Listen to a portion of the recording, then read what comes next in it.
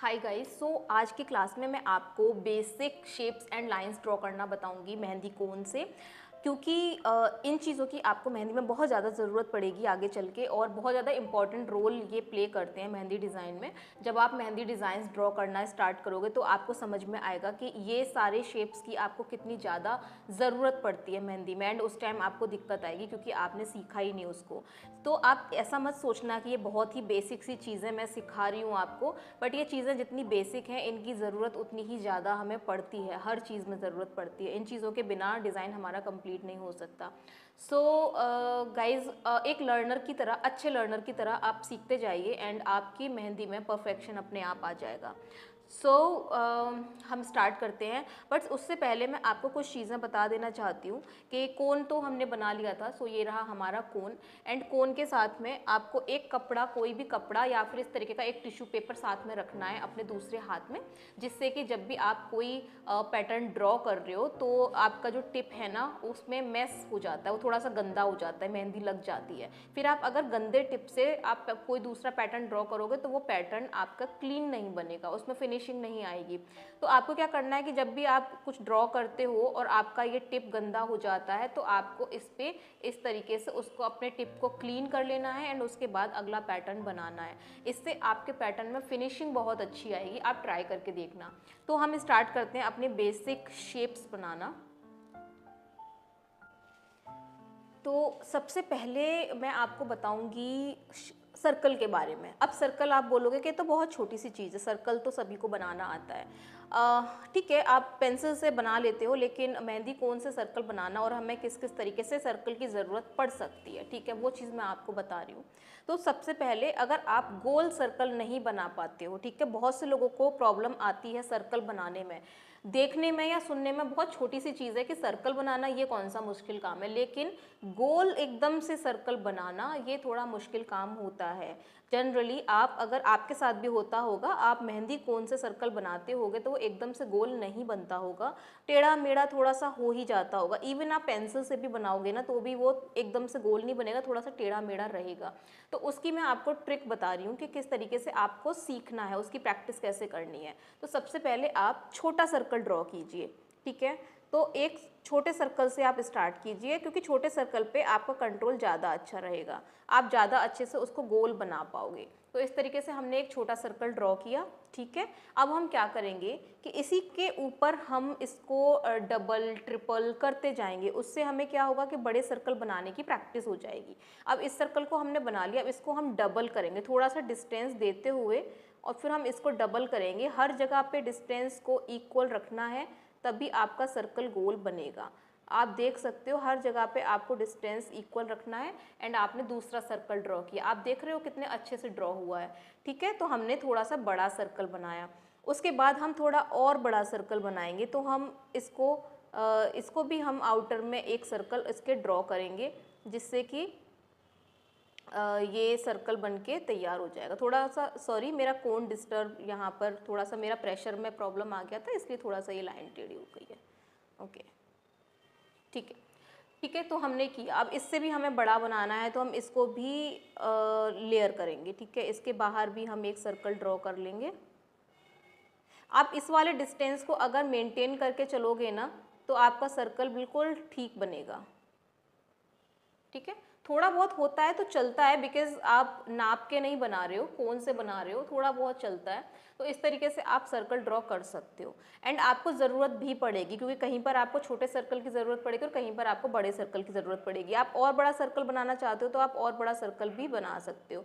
इस तरीके से जब आप प्रैक्टिस करोगे ना तो बड़ा सर्कल आप अपने आप बनाने लगोगे, ठीक है। अब मैं आपको बड़ा सर्कल अलग से बना के दिखाती हूँ। ये तो मैंने लेयर किया है, अब मैं बड़ा सर्कल आपको बना के दिखाती हूँ। तो आप जब प्रैक्टिस अच्छे से कर लोगे तो आप इजीली बड़ा सर्कल भी आसानी से बना पाओगे। आप देख सकते हो जैसे कि मैंने ड्रॉ किया है, तो आप इजीली एक बार में बड़ा सर्कल भी आसानी से बना पाओगे। तो आप इस तरीके से सर्कल ड्रॉ कर सकते हो। अब आप ये सोचोगे कि सर्कल की हमें क्या ज़रूरत पड़ेगी मेहंदी में, ये तो बहुत छोटी सी चीज़ है, इसको सिखाने की क्या ज़रूरत है। तो मैं आपको यहाँ पर एक डिज़ाइन, एक पैटर्न शो कर रही हूँ। तो अगर इस तरीके के मंडला आर्ट्स अगर आपको मेहंदी में बनाने हैं तो वो क्या आप सोच के देखो, क्या बिना सर्कल के पॉसिबल है? नहीं है। तो बिना सर्कल के मंडला आर्ट बनाना पॉसिबल है ही नहीं। एंड फ्लावर जब आप बनाओगे, तो जब फ्लावर कोई भी फ्लावर बनाओगे तो उसके सेंटर में आपको सर्कल बनाना ही होगा। तो सर्कल तो बेसिक थिंग है, आपको आना ही चाहिए सर्कल बनाना। आप सोच के देखो, अगर आप सेंटर में जो सर्कल होता है, फ्लावर के सेंटर में जो सर्कल होता है, अगर आप वो सर्कल ही ठीक से नहीं बना पाओगे तो क्या आपका फ्लावर अच्छा बनेगा? अगर ये सर्कल जैसे मैंने बनाया एंड इसके बाहर मैं कोई भी फ्लावर ड्रॉ करती हूँ, ठीक है, मैंने ये फ्लावर ड्रॉ कर दिया, मैं रफली बता रही हूँ अभी आपको, ठीक है, ये फ्लावर मैंने ड्रॉ किया। यहीं पर अगर आप थोड़ा सा ऐसे टेढ़ा मेढ़ा सा सर्कल बना दो एंड उसके बाद आप फ्लावर को ड्रॉ करो, तो क्या वो फ्लावर अच्छा लगेगा? अब आप देख सकते हो कि ये फ्लावर टेढ़ा मेढ़ा हो रहा है बट ये फ्लावर एकदम से गोल है। तो वो गोल क्यों है? क्योंकि हमारा अंदर का सर्कल हमने प्रॉपर बनाया है। तो इसलिए सर्कल की ज़रूरत हमें काफ़ी पड़ती है, ठीक है। तो आप ये मत सोचो कि ये तो बहुत बेसिक सी चीज़ें हैं, ये आप हमें क्यों सिखा रही हो, क्योंकि इनकी ज़रूरत आपको हर जगह पड़ेगी। तो ये पहला शेप हो गया, ठीक है, सर्कल क्लियर हो गया। अभी स्क्वायर पे चलेंगे। अब हमें जिस तरीके से सर्कल की ज़रूरत पड़ती है उसी तरीके से हमें स्क्वायर की भी ज़रूरत पड़ती है। तो हमें करनी है स्ट्रेट लाइन। स्क्वायर से पहले मैं आपको थोड़ा सा लाइंस का आइडिया दे दूं, बिकॉज सर्कल में हमें लाइंस की ज़रूरत नहीं पड़ती बट स्क्वायर वगैरह बनाने में हमें लाइंस की ज़रूरत पड़ेगी। तो स्क्वायर बनाने से पहले मैं आपको थोड़ा सा लाइंस का आइडिया दे देना चाहती हूँ। आपको पहले लाइंस ड्रॉ करनी आनी चाहिए, वो भी स्ट्रेट, एक बार में आप अच्छे से लाइन ड्रॉ कर पाओ। क्योंकि क्या होता है कि जब आप पेंसिल से ड्रॉ करते हो तो आपके पास ऑप्शन होता है कि अगर लाइन गलत हो जाती है तो आप इरेजर से उसको इरेज कर सकते हो। लेकिन जब आप मेहंदी से लाइन ड्रॉ करते हो ना, एंड अगर उसके बाद आपको वो रफ भी करना पड़े तो उसका कलर रह जाता है, मेहंदी अपना कलर छोड़ती है। तो आपके पास वो ऑप्शन नहीं रहता है, उतनी फिर आपके मेहंदी में फिनिशिंग नहीं दिखेगी अगर उसके नीचे से वो कलर दिखेगा। तो कोशिश करो कि आप एक बार में लाइन ड्रॉ कर पाओ। तो पहले कुछ लाइंस आप कोशिश करो सीधी लाइन ड्रॉ करने की। तो इस तरीके से आप सीधी लाइन ड्रॉ करना सीखो पहले। तो आप प्रैक्टिस करो, सीधी लाइन इस तरीके से आप ड्रॉ कर सको। देखो जैसे ये वाली लाइन है, आपने ज़्यादा प्रेशर अगर दिया तो लाइन बीच में टेढ़ी हो जाएगी। तो आप कोशिश करो कि आप बिल्कुल से सीधी लाइन कर सको। अगर बीच में आपका कोण थोड़ा सा टूटता है तो कोई नहीं, आप बाद में एडजस्ट कर सकते हो, लेकिन कोशिश आपको करते रहना है जब तक आप सीधी लाइन ड्रॉ नहीं कर लेते। तो इस तरीके से आपको लाइंस ड्रॉ करनी है। कम प्रेशर दोगे आप तो इस तरीके से आपकी लाइन टूट जाएगी, इसलिए प्रेशर को भी आपको सही तरीके से आपको प्रेशर भी लगाना है, ठीक है, ना ज़्यादा ना कम। ज़्यादा प्रेशर दोगे तो ये लाइन देखो जैसे टेढ़ी मेढ़ी हो गई है, और अगर कम प्रेशर दोगे तो आपकी लाइन ऐसे टूट जाएगी बीच में से। तो आपको प्रेशर का भी ध्यान रखना है कि आपकी लाइन भी ब्रेक ना हो और वो टेढ़ी मेढ़ी भी ना हो। तो इस तरीके से आप स्ट्रेट लाइन खींच सकते हो, ठीक है। अभी अगर आप जब स्ट्रेट लाइन इस तरीके से खींच पाओगे तो आपको कुछ इस तरीके से लाइन खींचनी भी आनी चाहिए।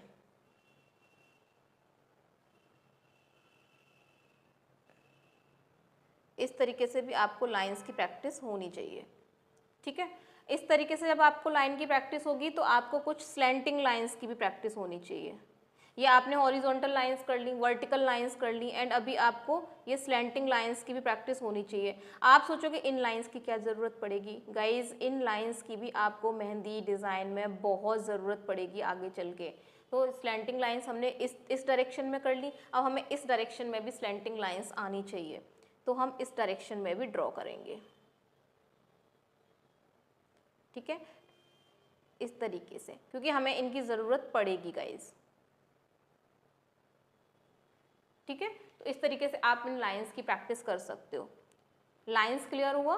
अभी हम ड्रॉ करेंगे स्क्वायर, ठीक है। तो स्क्वायर में पहले हमें हॉरिजॉन्टल लाइन की ज़रूरत पड़ेगी, सॉरी वर्टिकल लाइन की ज़रूरत पड़ेगी।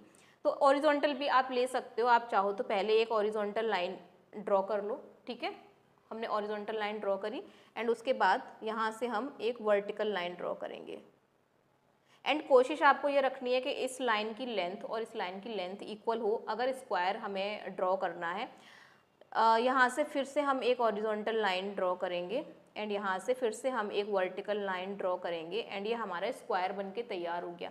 अब यहीं पर अगर हमें रेक्टेंगल शेप देनी है तो हम हॉरिजॉन्टल लाइन को थोड़ा सा लंबा लेंगे एंड वर्टिकल लाइन को थोड़ा सा छोटा लेंगे, तो हमारा रेक्टेंगल ड्रॉ हो जाएगा अगर हमें कहीं पर रेक्टेंगल की ज़रूरत पड़ रही है तो। ठीक है, तो इस तरीके से हम इनको ड्रॉ कर सकते हैं। इसी तरीके से आप ट्राइंगल भी ड्रॉ कर सकते हो। तो आपको स्लैंटिंग लाइन, एक स्लैंटिंग लाइन इस डायरेक्शन में और एक स्लैंटिंग लाइन आपको इस डायरेक्शन में क्रिएट करनी है। ठीक है, ड्रॉ करने के बाद में आपको एक हॉरिजॉन्टल लाइन से इसको ज्वाइन कर देना है। तो इस तरीके से आपका ट्राइंगल बन जाएगा। ठीक है, ट्राइंगल बनाने के बाद में आप डायमंड शेप भी दे सकते हो। तो आपको एक स्लैंटिंग लाइन इस तरीके से डालनी है, एक स्लैंटिंग लाइन इस तरीके से डालनी है, फिर उसके बाद एक स्लैंटिंग लाइन यहाँ से इसको इस तरीके से डालनी है इस लाइन के पैरेलल, एंड एक स्लैंटिंग लाइन से हम इनको जॉइन कर देंगे। तो इस तरीके से आप डायमंड शेप भी बना सकते हो। इन शेप्स की भी ज़रूरत पड़ती है मेहंदी में। ठीक है, कहीं पे हम बीच बीच में हम शेप्स यूज़ करते हैं, इनके आसपास हम डिज़ाइंस वगैरह क्रिएट कर सकते हैं, तो वो काफ़ी अच्छा आता है डिज़ाइन निकल के। तो इस तरीके से हम शेप्स बना सकते हैं। अभी आप एक शेप में आपको और बता रही हूँ, उसमें क्या करना है, जैसे कोई भी हमारा बेस है, ठीक है, ये हमारा बेस है, कोई भी मेहंदी डिज़ाइन, यहाँ पर हमारा कोई भी मेहंदी डिज़ाइन हम बना रहे हैं, तो यहाँ से हम इसका मेज़र करेंगे कि सेंटर पॉइंट कौन सा है। तो इस लाइन का जैसे मैं अंदाजे से लगा रही हूँ कि सेंटर पॉइंट ये है, तो इस सेंटर पॉइंट से थोड़ा सा ऊंचाई पे हम मेज़र करेंगे, हमारा लगभग सेंटर पॉइंट यहाँ आ रहा है। ठीक है, जैसे कि ट्राइंगल में आता है, सेम उसी तरीके से हम मेज़र करेंगे एंड यहाँ से हम इसको थोड़ा सा कर्व देंगे। कर्व देते हुए हम इस सेंटर पॉइंट पे इसको मिला देंगे एंड सेम इसी तरीके से हम यहाँ से कर्व देते हुए इसको वापस से इस नीचे वाले एज पे इसको मिला देंगे। तो ये शेप्स की ज़रूरत भी हमें पड़ सकती है। तो अब इस शेप के लिए आपको कर्व वाली लाइंस की भी ज़रूरत पड़ेगी, तो आप कर्व वाली लाइंस की प्रैक्टिस भी कीजिए, आपको इन लाइंस की भी ज़रूरत पड़ेगी, तो इनकी भी आप प्रैक्टिस कीजिए। एंड गाइस, मेहंदी सीखने के लिए जो सबसे ज़्यादा ज़रूरी चीज़ है वो है प्रैक्टिस। आप जितनी ज़्यादा प्रैक्टिस करोगे आप उतनी जल्दी सीखोगे। ठीक है, तो इस तरीके से आप कर सकते हो। अभी मैं आपको थोड़ा बता रही हूँ, आप मेहंदी के कोन पर थोड़ा सा ज़्यादा प्रेशर देंगे एंड हल्के हाथ से, स्पीड में नहीं, हल्के हाथ से लाइन को ड्रॉ करेंगे, तो ये आप देख सकते हैं कि थोड़ी सी थिक लाइन हमारी ड्रॉ हुई है। ठीक है, और अगर हम कम प्रेशर देंगे तो हमारी थिन लाइन ड्रॉ होगी।